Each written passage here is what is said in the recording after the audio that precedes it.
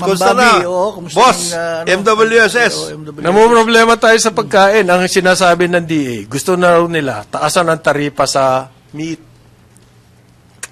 Akala ko sasabihin ni Pero plano lang yun. Akala ko sasabihin ni Secretary Chola Aurel, talagang napakahirap dito.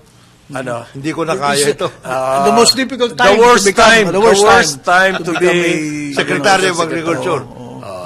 So ngayon, ang gusto niya, gusto niya na Mag-import. raw taasin ang tarif sa meat. Nandito na. Nandito na yung meat. Nandito na yung meat. Maski binaba nila, hindi naman bumaba ang presyo. Tumaas pa nga eh. Magbabalik po, Karambola, bukas. Sa ngalan ni Jonathan de la Cruz, Joel Laksamana, ako si Conrad Banal. Ito po ang Karambola sa DWIZ 882 at Aliw Channel 23. Para sa mga karagdagang impormasyon at mas marami pang mga balita, tumutok lamang sa aming mga social media platforms sa Facebook, YouTube, TikTok, X at DWIZ News website. Saluhan niyo po kami ulit bukas. Ayun. 8 o'clock to 10 o'clock in the morning. Magpapatuloy ang magagandang awitin sa DWIZ at Aliw Channel Eclectic 23. ang playlist Good morning. namin. Morning! Sa bayan nating mahal. Oh, Karambola, Karambola. Sumainyo ang programang Karambola sa DWIZ. Hanggang sa muli, tayo'y magbabalik upang ihatid ang pagtalakay sa iba't ibang mga isyu dito pa rin sa programang Karambola sa DWIZ. Ang bahaging ito ay hatid sa inyo ng NGCP. Time check. It's 10 o'clock. 10 o'clock na. Gawing habit ang pakinggan at panoorin ang Health Habit sa DWIZ News Nationwide, DWIZ News FM Regional Stations, Aliw Channel 23 at DWIZ News TV. Hatid ng PhilHealth. Pilipino ako, may PhilHealth ako. Nakagat ng aso si Juanito ng Quezon City at agad siyang dinala sa Animal Bite Treatment Center para sa agarang gamutan.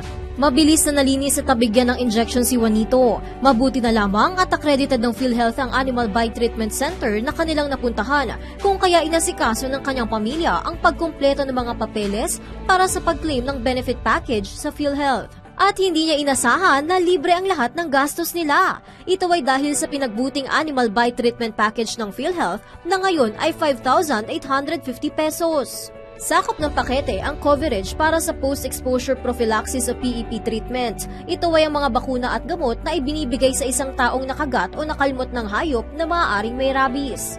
Kasama rin ang rabies vaccine, rabies immune globulin o RIG para sa mas epektibong proteksyon. Ito ay ibinibigay kasabay ng rabies vaccine upang agad protektahan ang katawan laban sa rabies virus. Kabilang din ang wound care at management para maiwasan ang impeksyon.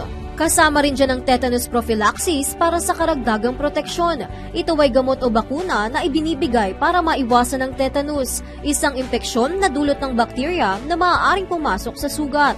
At panghuli ay ang antibiotics at medical supplies na kailangan para sa mas mabilis na paggaling. Pero ano nga ba ang Category 2 at Category 3 rabies exposure? Ang Category 2 exposure ay ang minor scratches na walang dugo, partikular sa ulo at leeg. Ang Category 3 exposure naman ay malalalim o dumudugong sugat sa leeg, pababa ng katawan na dulot ng kagat ng hayop, kontaminasyon ng mucous membrane sa mata, ilong, tenga, bibig o iba pang parte ng katawan. Open wounds na natalsikan ng laway o body fluids ng hayop na may rabies. O di naman kaya ay mouth-to-mouth resuscitation ng taong maaaring may rabies. Paano makaka-avail ng package? Sa PhilHealth, layunin nito na magkaroon ng financial risk protection ang lahat ng Pilipino, bata man o matanda, saan mang sulok ng mundo. May hulog man o wala sa PhilHealth, makakakuha ka pa rin ng benepisyo.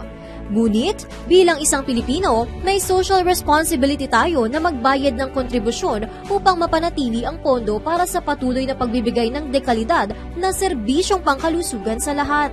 Sa tulong ng Animal Bite Treatment Package, hindi na kailangang mag-alala ng pamilya ni Juanito sa mahal na gastos ng gamot at bakuna. Kaya labis ang pasasalamat niya at ng kanilang pamilya sa PhilHealth. Sa patuloy na pagbuti ng mga benepisyo, layo ng PhilHealth na alagaan ang kalusugan ng bawat Pilipino. Sa Universal Healthcare, bawat Pilipino ay miyembro at sigurado sa benepisyo. Dahil Pilipino ka, may PhilHealth ka. Ang PhilHealth ay kaisa ni Pangulong Ferdinand Bongbong Marcos Jr. sa hangaring maging malusog ang lahat ng Pilipino. Kaya aming pangako sa lahat ng miyembro, tuloy-tuloy ang serbisyo, papalawigin pa natin ang inyong benepisyo. Ako po si Dr. Edwin Mercado, Pangulo at punong tagapagpatupad ng PhilHealth. Ang PhilHealth ay bukas 24 hours, 365 days in a year, pati na sa weekends at holidays.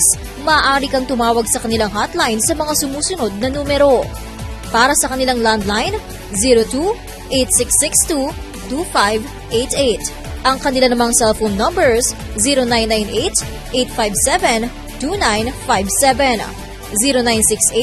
0968-865-4670 o pwede rin naman sa 0917-127-5987 o di naman kaya sa 0917-110-9812.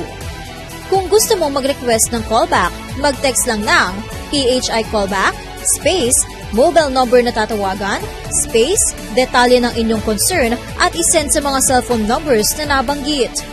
Pwede rin magpunta sa kanilang website na www.philhealth.gov.ph at i-click ang click-to-call icon para makausap ang isang PhilHealth representative.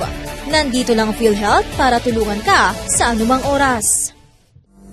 Till the next 10 o'clock, make it a habit, makinig, manood at follow na sa Health Habit. Hatid ng PhilHealth. Pilipino ako, may PhilHealth ako.